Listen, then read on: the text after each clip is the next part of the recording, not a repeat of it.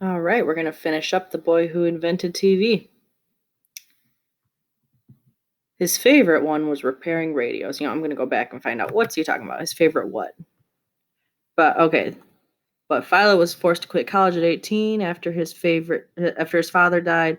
By then, the family had moved back to Utah, to the town of Provo, and Philo supported them by working at all sorts of jobs in nearby Salt Lake City. So he's talking about jobs here. Okay, I had already forgotten.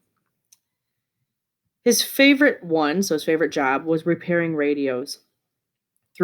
Though commercial radio broadcasts had started 4 years earlier, Philo couldn't believe in 1924 how many people still hadn't heard one. On weekends, he organized radio parties so his friends could gather around one of the bulky wooden cabinets and listen to the news stations. Pem Gardner, the girl next door, was interested in radio and also in Philo. Wasn't it funny, Philo remarked to Pem, how they liked to watch the radio even though there was nothing to see? Radio was such a fine way to bring folks together. And television, he sensed, would be even better. Thanks to his obsession with television, Philo had already lost one girlfriend who called him too much of a dreamer. But Pem cheered him on. Now what he needed was money.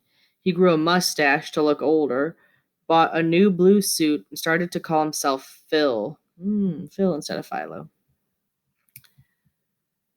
He met two California businessmen, and over dinner one night, he took them through a step-by-step explanation of his image dissector, a camera tube that would dissect an image into a stream of electrons, converting them into pulses of electrical current.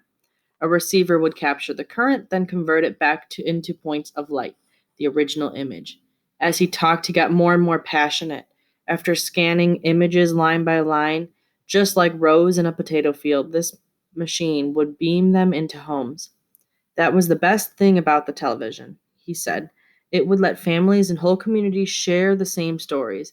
By making people less ignorant of one another, he went on, it would teach and inspire, maybe even lead to world peace.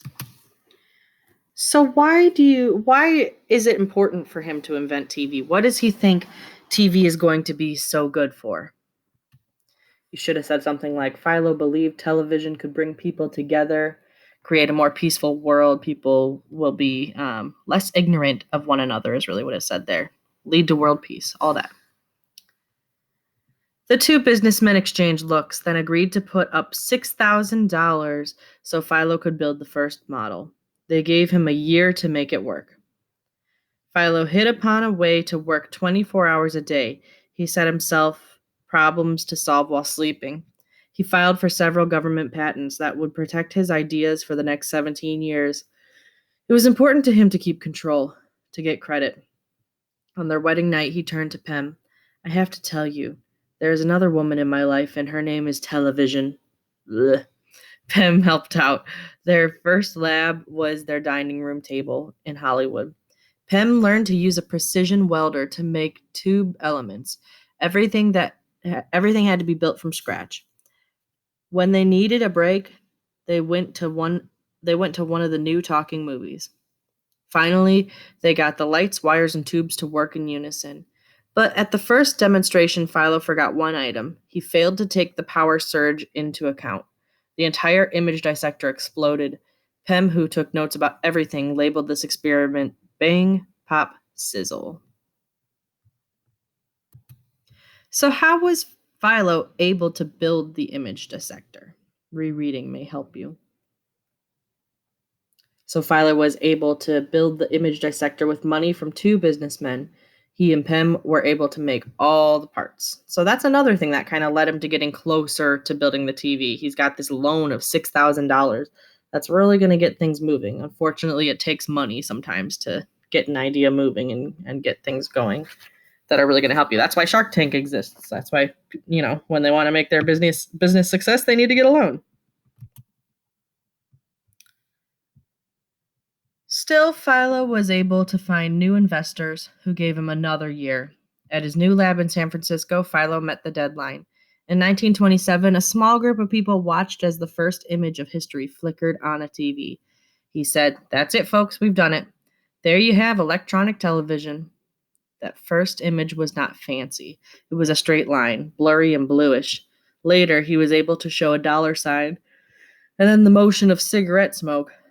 The first person to be televised was his true love, Pem, who didn't know she was on camera and had her eyes closed. The following year, in front of a crowd of reporters, 22-year-old Philo Farnsworth announced the invention of television. That night, he was behind the wheel of a borrowed car. He and Pem were heading home after catching a movie with another couple. They stopped to buy the San Francisco Chronicle from a newsboy, and there was a photo of Philo holding his invention. The article praised a young genius for creating a revolutionary light machine. Pem and his friends read it aloud, bouncing up and down and yelling. Philo was silent, but a big smile crossed his face. He was a real inventor, like his heroes, someone who connected people, a shaper of the world to come. Thanks to him, the future would include TV. So why is Philo and Pem and all the friends, why are they so excited? You should have said something like, it's been his whole life. He's been working towards this his whole life, and he finally made his dream come true. He's finally doing something that his heroes did. I think this is a great life lesson for kids to be reading this book, because you're seeing, you have a dream when you're a kid, you just keep going for it. You keep working towards it, and eventually it could happen for you, just like this dude who invented TV.